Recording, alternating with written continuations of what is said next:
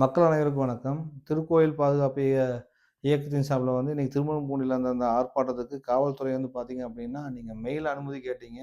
அதனால நாங்க அனுமதி மறுக்கிறோம் அப்படின்னு சொன்னது மிகுந்த வேதனைக்குரியது. அதாவது இன்றைய காலகட்டங்கள்ல பேப்பர்லெஸ்லேருந்து டிஜிட்டலைஸ் போயிட்டு இருக்கக்கூடிய காலத்தில, நாங்க மெயில்லாம் ஒத்துக்க முடியாது. நீங்க பேப்பர் குடுக்கணும்னு சொன்னது முழுக்க முழுக்க இந்த மக்களுக்கு குடுக்கக்கூடிய இந்த சட்ட போராட்டத்திற்கு, அந்த ஒரு ஜனநாயக அரசியலமைப்புக்கே எதிரானதா இருந்துச்சு.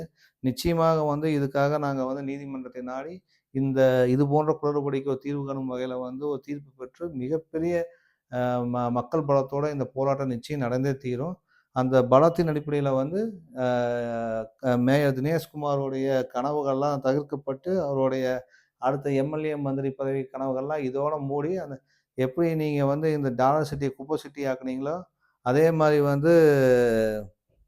அடுத்தது நீங்க நினைச்சிட்டு இருக்கக்கூடிய மந்திரியாகி இந்த திருப்பூர மண்ணோட மண்ணாக்குறதுக்கு நாங்க விட போறதில்ல.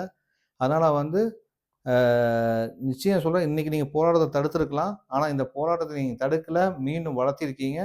குறைந்தபட்சம் 5000 பேர் கொண்ட மிகப்பெரிய ஒரு போராட்டத்தை வரக்கூடிய காலத்தில் நாங்க நடத்தியே தீருவோம் என்று கூறி, ஒட்டுமொத்த மக்களும் இதுக்கு உறுதுணையா நீங்க நிக்கணும்னு கேட்டுக்கிறேன். நன்றி.